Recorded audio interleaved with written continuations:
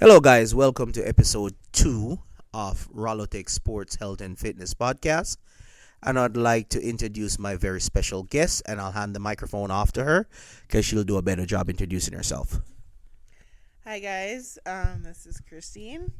I'm here to join you guys for episode 2, and we'll do a quick recap of what we was discussed in episode 1, and then we want to focus on the role that sports plays and intervenes into our lives to help us shift our paths, and how sometimes that really carves out the life that we have now.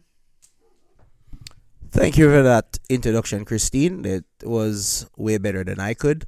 I just want to continue on from episode 1 and talk about one instance where I could have gone down the wrong road yet again, but decided to, choose the right path and not follow certain crowds to get the popularity that a lot of youth my age back then thought it would, you'd get to stardom that way. Recapping from episode 1, today is March 30th, 2024. Should have gave that in the beginning. And I would like to talk about a time when I got too curious and almost put my hand in the fire. That's the best way to describe it. So, the ending year of high school, I used to open my parents' cook shop for my North American crowd or audience. This would be a 7-Eleven with like a grill portion to it. Like you had a grill portion off to the side.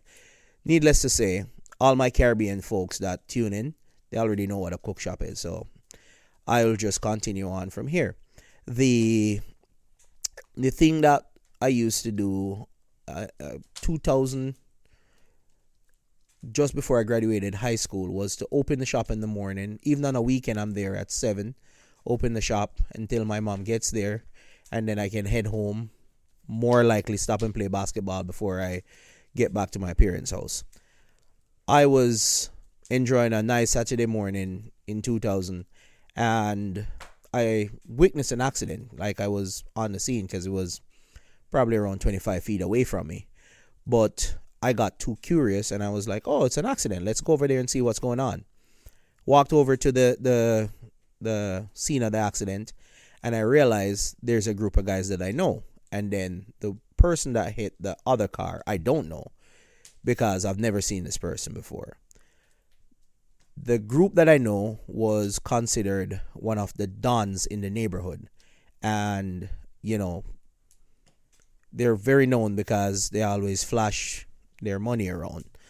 The very definition there. And I was kind of confused because his goons and him start walking over to the guy that hit the car, and he said, why did you hit my car? And the guy said, you know what? That's my bad. I'll pay for everything. Let's, do the necessary things to get your bills covered. I'll pay for whatever injury you face or XYZ. The Don wasn't having it. He was like, how dare you hit my car? I am going to make an example of you. Needless to say, the guy that hit the car and was willing to pay for the expenses was like, hold up, I gave you an opportunity to get your car fixed. I'll pay for it, and this is the thanks I get. So the guy brandished his gun, aka his firearm, out of his waistband and grabbed the leader and said, you know what, if you guys are going to try to surround me, at least one of you guys are going down with me.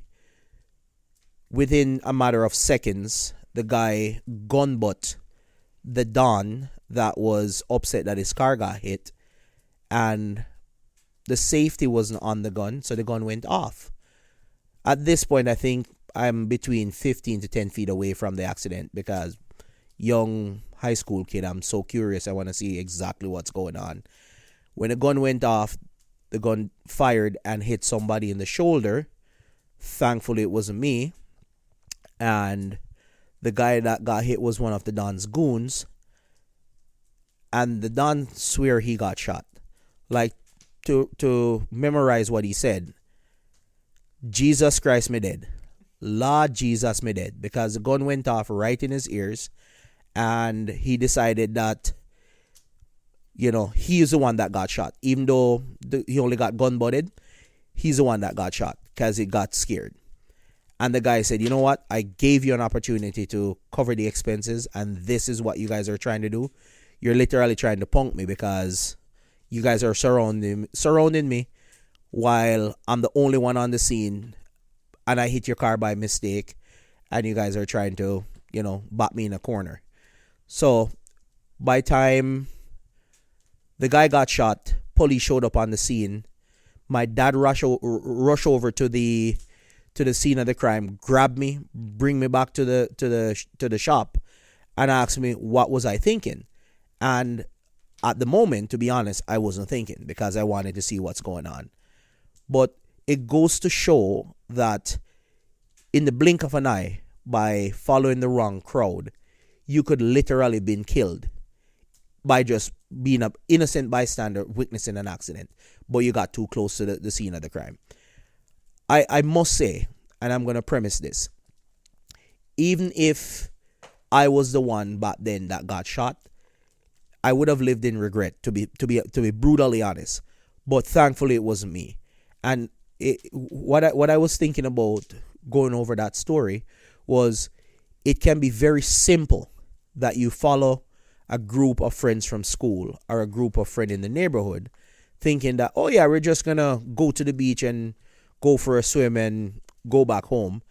And then, in lack of better words, all hell break loose. Something happened. Somebody got into a fight, and little Johnny or Rollin or whoever gets shot. So it reminds me of instances where you have to learn to choose a higher road and not to be the person, in the scene of the crime. Even as an innocent bystander, I could have got shot because the gun misfired because the safety wasn't on, or the gun just fired because the gun went off and I could have been shot. That's my takeaway from that story. But I look back on it like it was yesterday, because that very same day I was on the basketball court playing ball. That very same afternoon I was on the court playing ball, and it wasn't even a school day. And it leads me into where, I said to my wife, I'm like, there's so many instances in life where you have to look at life as a game within a game. So it is like me playing basketball and breaking down everything that I'm going to do in the game so I can win the game. And when we had this conversation, it was quiet enough where we could sit down and formulate something where we've done before, and said you have to look at certain things as, you're in a game, one way is blocked, you pivot and go the other way. And life is so much like that. I kid you not, life is so much like that. And I've always used sport as a way to navigate what I can do better, what I can improve on, what are the aspects that I'm lacking that I could put some harder effort into getting this more professionally done. So when I look back on it, I'm like, you know what? I've gave it my all, and I cannot complain that the result that I have, it's not up to par. It is definitely up to par. And even if it's up to par, there's still room for improvement. So, saying that to say this, one of the things that I've learned over the years is not to relish on things of the past. And I've learned that it is one of the things in sports. If you miss a shot, you can go into a time machine and go back and change the result of that shot. You have to move on and learn from it. And what I've learned from over the years playing basketball is that there is always room for improvement, just like it is in life. And what I can improve on is what I have in my control. And I do pass on those lessons to my kids, and I have to say, I've seen where the lessons that I've given even kids outside of my family, it has helped them. And I've seen it when I play either with them or watch them play in a game. So, in a roundabout way, I have to say this. And I'm gonna use a quote that I got, I would say about 4 years ago. It says every year you have 12 rounds to make it right.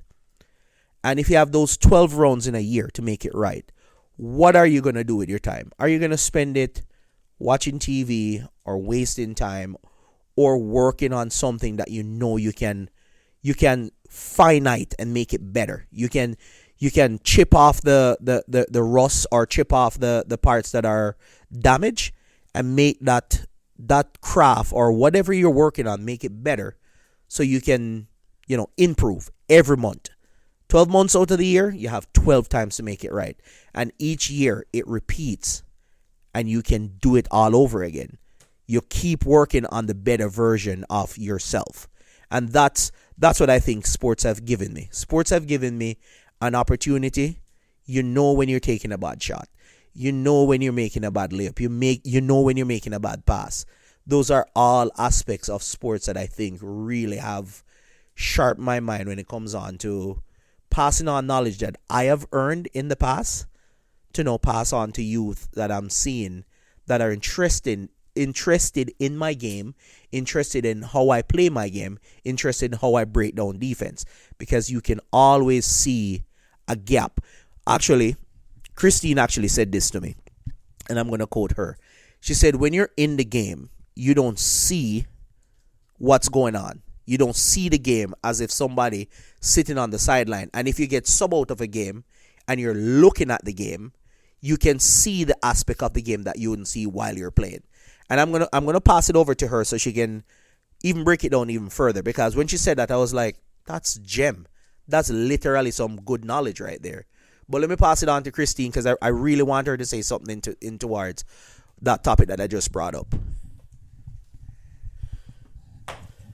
Well, one of the things that we like to do, um, is we were having this discussion the other day because sometimes as a couple you just need time to talk stuff out.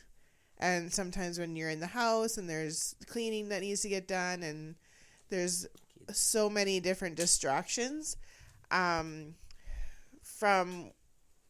the get-go, one of our things is that we would just go for a drive. And that way we're driving, we're talking about stuff. And I said the other day that sometimes you just need that different perspective in the way that, like, when you're on the basketball court and you seem to, like, not be winning the game and you can't figure out, like, where the hole is that they're getting through all the time. And then sometimes if you get subbed out, you sit on the bench for a few minutes and then you get a different perspective of the game. You get to see, oh, this is where they're finding that back door to get in to make those baskets, or this person is guarding this person. There seems to be like unmatched like defenders and stuff like that. So we also need to sometimes do that in life in a bigger picture where we can just like take ourselves out of the situation for a few minutes, get a bigger perspective on where we want things to go and what we want things to do in the bigger picture. And then those little things, the problems that sometimes seem like a big problem are just minor problems that are easily adjusted when you get a different perspective of something. That is well said. That is well said. Another thing to add on to that is they call it a tap in, tap out. For if you're trying to de-escalate something, and you realize that, like, I've done it myself where I'm in the game, but I'm fouling for no specific reason. I'll sub myself out because I realize that I am getting angry or I'm getting upset because I'm not making the shot or I'm not getting a rebound. Or even recently, this happened where I caught the rebound and it slips right out my hand. As any of my basketball audience know, it's almost like you're calling yourself a klutz or a butterfinger or stuff like that because the ball just feel like it's slippery. But I will say this is something where I coach this, so I know I'm talking from a place of doing the work myself. I've pulled kids aside that I coach and I said, you know what? What are you gonna do? You can't go back and fix the mistake that you make. What you can do though is make up for those mistakes. And one of the basketball players I follow throughout his career was Allen Iverson. He actually said this. He said, during a game when I'm not making shots or I'm not, grabbing rebounds, I make steals, I make passes. I defend players that gets switched off from a pick and roll and pick up their guy and tell him to pick up my guy because these are contributing factors. And I remember a documentary I watched. They said, if you're not making a basket, you can do something to contribute to the team that it might seem minuscule, but you're still contributing either way. So, at the end of the day, I think to quote somebody else, and I don't know where this reference is coming from, but it says, who can play teach, who can teach, provide other aspects towards the team that they can do. So I might not be able to play in, I don't know, say 10 years from now, even 15 years from now, if the career lasts that long. I will be able to pass on knowledge through words and even hopefully through film where somebody can watch and see that, oh, okay, that's what you mean. Okay, this makes sense now. And a lot of people that are visual people, they can look at something and mimic it right away in a game. And I can tell you that from my coaching experience and also refereeing experience, I've seen where I've said something to a player and they turn around, almost like embody the word that I gave them and go out and do the exact thing that I asked them to do. And it gives you butterfly in your stomach. I kid you not. It gives you like chills up your spine that you can teach something to somebody and they get it right away. Even my own son, I've done that too. Where I said to him, I'm like, if you shoot it this way or catch the ball, do off the dribble and take a shot, you'll be surprised how much players you can fake off by that, because most of the time a player think that you're going to, especially a defensive player that's defense mindset, they think you're going to charge at them. And then when you do something outside of their expectation, it really throws them off. And I can tell you from listening to a lot of players that I've watched and a lot of players that I played against, I am a student of the game, in and out. You have to study the game. So when I say ball is life to people, even though that's a branding right now, so I don't want to get canceled for this, but at the end of the day, you can use basketball as life skills to make certain decision, especially if you're inexperienced with a area that you're in or a place that you've never been and you're going there to go play a tournament. You have to approach it cautiously, and from the story at the beginning, you have to enter into an area that is unknown with caution. Proceed with caution, in other words. And then you scope out, okay, what is the right move to make because I've never been here before. And just like going somewhere new to go play basketball, you'll pick up on a few cues. You'll pick up on a few things that stand out to you and be like, okay, that's a no-no. Let's not go over there. This is this guy's territory, and let's not go down that road. So I gotta say, in my experience, and right now I can honestly say I have 31 years of experience playing basketball. I can speak without a shadow of a doubt that a lot of things that have happened to me have happened through basketball. And I'm going to end this episode with something that actually came to me today while we're on the road. We're actually on the road, and I was saying this to Christine, and the whole family, we went for a drive. And I was saying to her, I'm like, this is something that really brings back memory because I was listening to a song, and I'm gonna quote the song a little bit, but it's called True Reflection by Jacure. And he said that when you're gonna judge somebody off their past, because that's the last thing you remember of them before they kind of move out of the neighborhood that they live in, you have to show them a different perspective when they see you again. They can't look at you like a 10-year-old or a 20-year-old or a 25-year-old young man at the time as you are 40 or 41 or even 45, because it says, you know, when when you're in a situation where it feels like you're in prison and you can't get out of that situation, what you gotta do is look at your barricade. Your barricade in this situation is gonna be, okay, what is my obstacles? And if you can overcome those obstacles just like you can do in life, you'll be surprised how much of a difference you can make. And you never know. When you overcome those obstacles and you see somebody going through the exact same thing that you've just overcome, you can shed light into their life and say, hey, I have done this and I've done it this way and this has worked for me. And I know I'm saying a lot of things, but I'm saying it in the sense where I want you guys to know that basketball is not just a sport to me, it's a way of life. And Christine can attest to this. Basketball is literally a way of life for me. And sometimes I drive her crazy. I kid you not, my audience. I drive her crazy because it's a way for me to deal with certain situations without getting in trouble and blow off some steam. And the true basketball fans can relate to what I'm talking about. I'm not just saying this because I have a microphone and I'm recording. I'm saying this because I've lived it.